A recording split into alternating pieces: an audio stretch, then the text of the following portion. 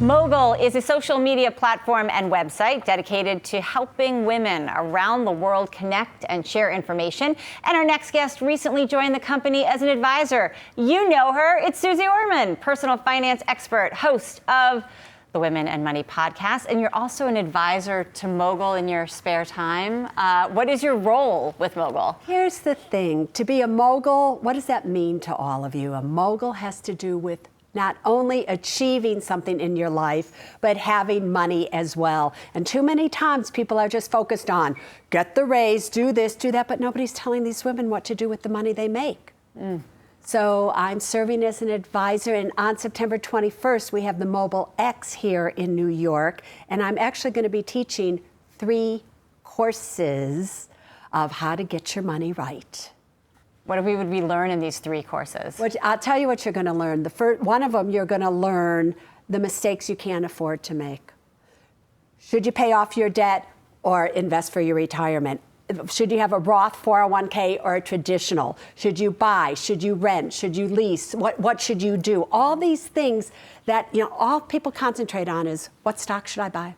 Is the market going up? Is the market going down? In the meantime, they're blowing everything because they're not doing things with their money personally in the right kind of way. We're also going to have one session on facing your fears and creating a life of financial freedom for you.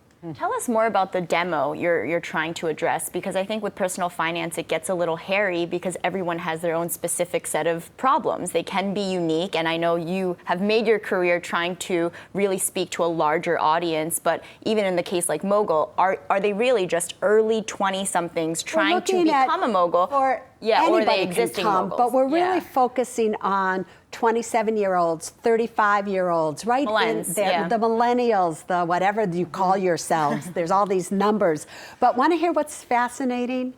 Is that the problems that you have when you're young follow you all the way until you're old. So if you have debt when you're young, you're going to have debt when you're old. When you don't have retirement when you're young, you're not going to have retirement. The only problem is when you're old, there's no time to do anything about it anymore. When you're young, when you're 25, 27, you can now change the world because you have time on your side. And the world I'm talking about is your own world, your own finances. I sit here in front of you. I'm about to be 68 years of age. I look good, don't I? You look great. You were teeing us up for that story. I did. I set you right. And it's when you get older that money counts. It really counts, because when you can't work for it anymore, it's kind of now work for you. So we've been talking about the giving pledge, even about Mackenzie Bezos, Jeff Bezos' ex, saying that she's going to give half of her wealth to charity and hopefully eventually most of her wealth. What is your thought on generosity when it comes to people who perhaps don't have millions of dollars but want to make sure to give back even if they don't have all the funds in the world? So generosity, my definition of generosity, is when not only is it a gift to those that you're giving it to, but it's a gift for yourself as well. And if you don't have, forget Bezos. When you have billions of dollars, you can give half your money, and who cares? You're still, $20 billion? You're still rich. You're still not rich. You are beyond rich. But for those people, it's funny, when you don't have money is when you also tend to give it. I'll do this, and you also give of your time. So when you give a gift, let's bring it down to the people who are just trying to make it every day, even the mogul audience. You only give a gift when you can afford to give a gift, when it's not going to create a debt for yourself. So generosity is when you respect yourself and giving of that gift. Suze, when you look at the mogul audience, certainly a noisy time right now. All the personal finance advice you can get on Instagram, you can get it on Twitter, you can get it on various websites. What do you think that demo maybe is hearing that's wrong right now? What advice are myself, right? I'm 29 years old. What am I hearing that you think is not Give me one serving thing me? that you've heard that you think is right. Spend less than you make. Of course. Sure. So the thing is, live below your means, but within your needs. We're always told to do the Roth IRA. I think absolutely right. I think something that certainly my peers tend to excuse away is to say, you know what?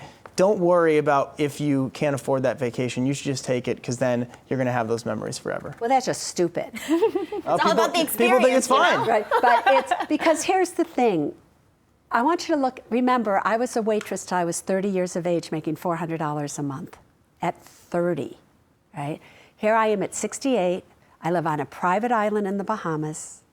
Right? I live a lifestyle that is beyond the beyond. And I'm having the time of my life. And the reason that I'm able to have the time of my life now is that all the way up, I didn't take a vacation. I worked 10 years, and I did not take a vacation for 10 years and did not spend more than one day in one place. And I worked 20 hours a day, 7 days a week. But look at my life now. So we're not talking about, oh, it's an experience. You can have all the experiences you want. And if you get later on in life, you don't have the money to pay your bills and to carry you through, you're not going to be remembering those experiences. You know what you're going to be thinking? Why did I do that? Remember the compounding of money. When you go and you take a vacation and you spend money now, that's $1. You're not spending $1. You're spending $20 if you do future value of it. So is this vacation that you only spending $3,000 on today, which is really $15,000, is that worth it? That's how you have to look at money. It seems like you've checked a lot of things off your bucket list, but as you think about what the next step is, I know you just joined Mogul as an advisor. What else are your ambitions for your career? I have a serious ambition, and it's about financial abuse. 1 out of 4 women in the United States of America are financially abused.